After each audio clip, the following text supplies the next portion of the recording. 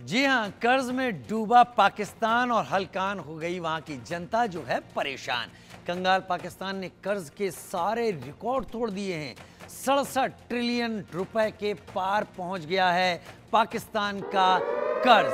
साल भर में 8,852 अरब रुपए बढ़ गया पाकिस्तान का कर्ज। सारा रिकॉर्ड तोड़ा। 67 ट्रिलियन रुपए के पार पहुंच गया कर्ज। साल भर में 8,852 अरब रुपए बढ़ गया। पाकिस्तान ने कर्ज लेकर खाने का एक नया रिकॉर्ड बना दिया। इस पर तो पाकिस्तान को इनाम दे देना चाहिए। 2024 में पाकिस्तान का कर्ज और सरकार का कुल कर्ज एक साल में 15% बढ़ा। 58,964 अरब रुपए का कर्ज हो गया, पूरा बढ़कर $67 ट्रिलियन। जो यहाँ पर हम आपको बता रहे हैं, साल 2023 में कुल कर्ज 58,964 अरब रुपए था। लेकिन स्थिति देखिए, जो जानकारी इस वक्त लगातार सामने आ रही है, 10,000 करोड़ रुपए जुलाई 2023, जनवरी 2024 5,844 करोड़ रुपए, अप्रैल 2024 9,183 करोड़ रुपए। इतना कर्ज लिया है पाकिस्तान ने। और जब ये कर्ज लेता जाता है पाकिस्तान, तो उसको खर्च करना, उसको खाना और उसको खत्म करना, यही पाकिस्तान के पास 3 मुख्य बिंदु होते हैं। और पाकिस्तान इसके चलते अगला कर्ज मारने के लिए फिर तैयार हो जाता है। कर्ज में डूबा पाकिस्तान कैसे? पाकिस्तान स्टेट बैंक ने खुलासा किया है, यानी पीएसबी का एक खुलासा। पाकिस्तान के कर्ज ने सारे रिकॉर्ड तोड़ दिए हैं। हम एक बार फिर से वही आंकड़े आपको दिखाने जा रहे हैं। क्या है? कर्ज लेकर खाने का एक नया रिकॉर्ड बना दिया है पाकिस्तान ने। 67 ट्रिलियन रुपए के पार अब पहुंच गया है कर्ज। मतलब इतना पैसा तो पाकिस्तान के ऊपर पहले ही चढ़ा हुआ था। साल भर में 8,852 अरब रुपए कर्ज बढ़ा है। अब कहां कटोरा लेकर जाएगा पाकिस्तान, यह भी एक बहुत बड़ा सवाल है। और इस सवाल को लेकर भी कोई क्विज तैयार किए जाने की जरूरत है।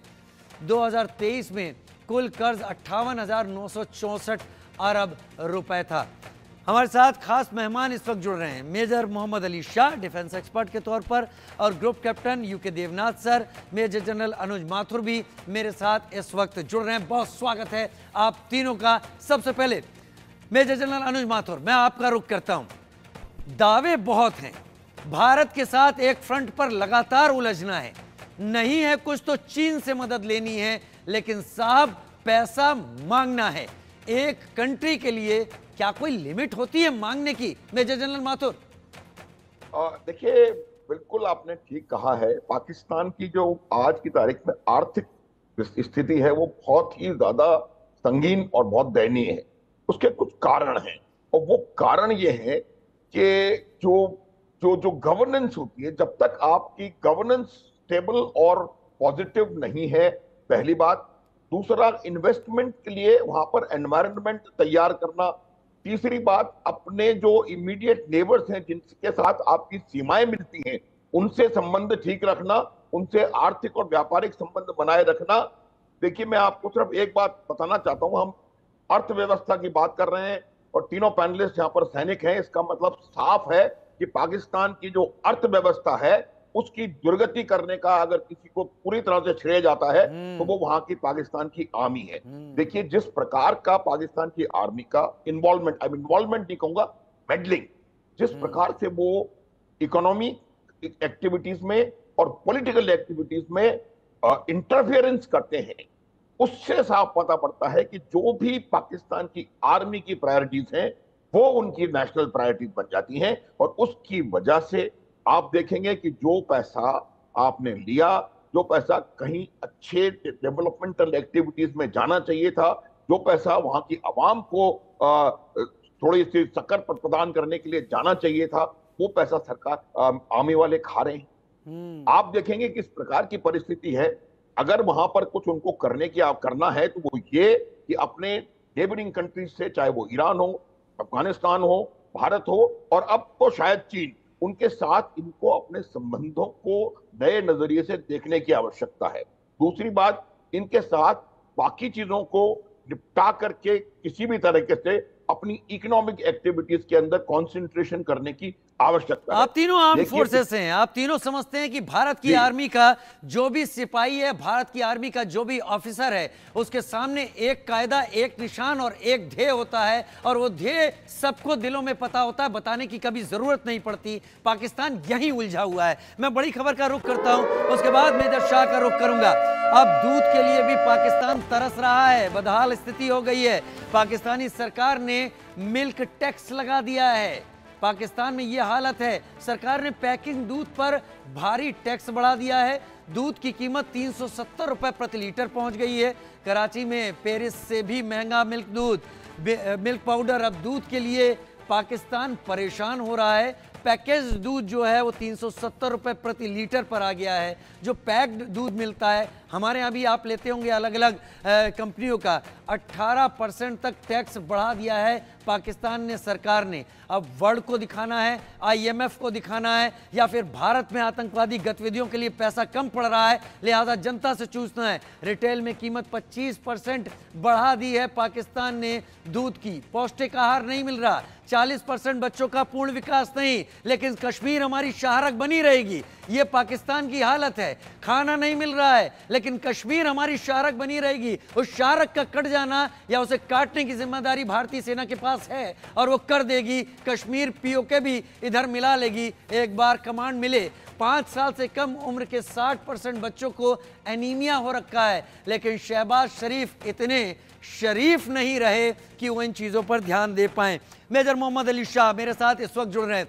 मेजर शाह, बात मैंने पाकिस्तान में दूध की स्थिति से की थी, और दूध की स्थिति को लेकर मैं तो यहाँ ये कहूँगा, हमारे आर्मी के सैनिक फॉर्म में इतना दूध होता होगा, शायद उतना पाकिस्तान में उनको मयसर नहीं हो रहा होगा।